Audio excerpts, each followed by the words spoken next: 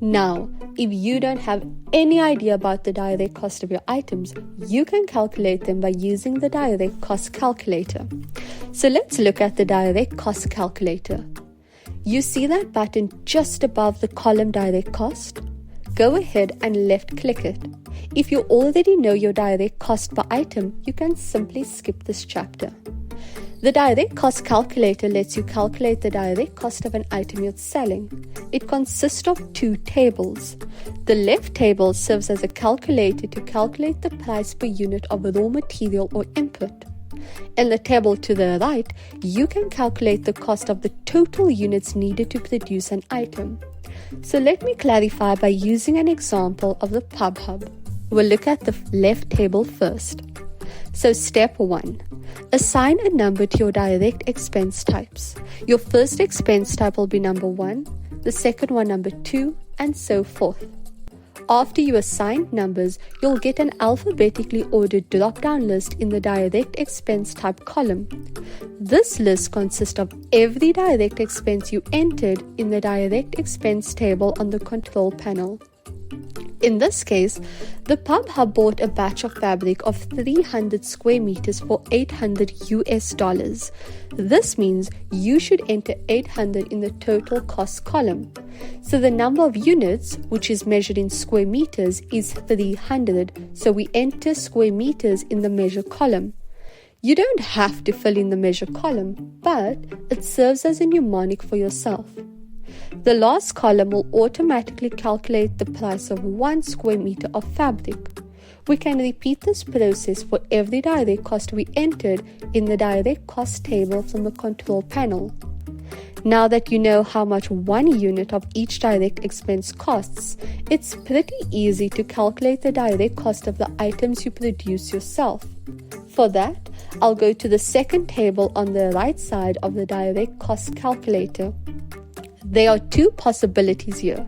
You can either buy and resell an item as a whole or produce items yourself. We'll start off with an item you buy and resell as a whole.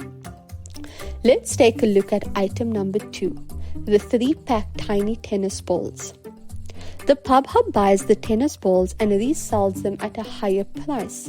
This means the direct cost of this item is pretty easy to calculate. Step 1. Here you'll enter the number of the item. The first item you'll assign the number 1, the second one number 2, and so forth. We can just type in the item you want to calculate the direct cost for, or use the drop-down list using the small arrow from the item name column. You're only able to insert an item here if it appears in the sales journal. Step 3. Here you'll enter the raw material you need to produce your item. In this case, it's the tennis balls the PubHub has bought. All they will do is take 3 tennis balls and put them in 1 pack to resell. We can select it by using the drop-down list or by typing it in the cell. This list consists of the direct cost you entered in the control panel. Step 4. Now, you just fill in the amount of units needed to produce this item. They need 3 tennis balls to make the item they sell to their clients, so they need 3 units of input. The last column will show you the direct cost of these items.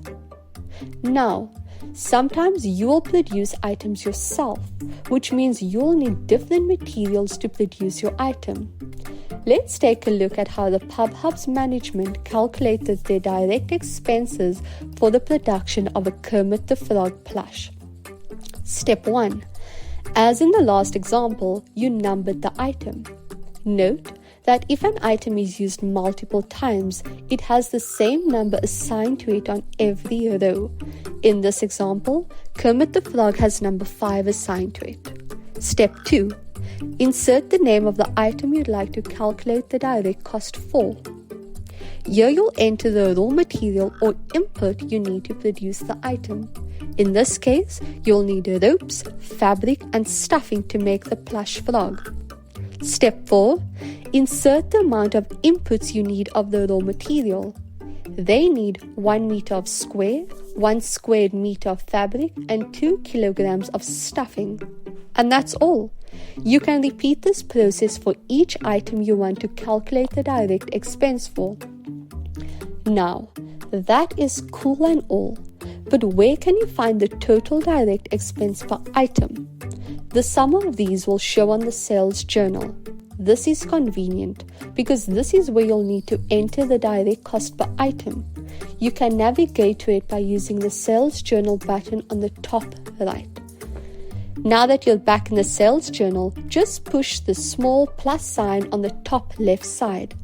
A window will appear with every item you calculated the direct cost for in alphabetical order.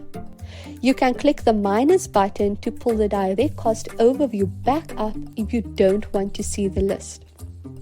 Now, there's a reason why I didn't automate the direct cost column in the sales journal table. The prices you get from your suppliers can fluctuate heavily, which means the cost to produce an item will fluctuate too. So once you've set up the direct cost calculator, it's easy to adjust the prices whenever you buy a new batch of raw materials from your supplier.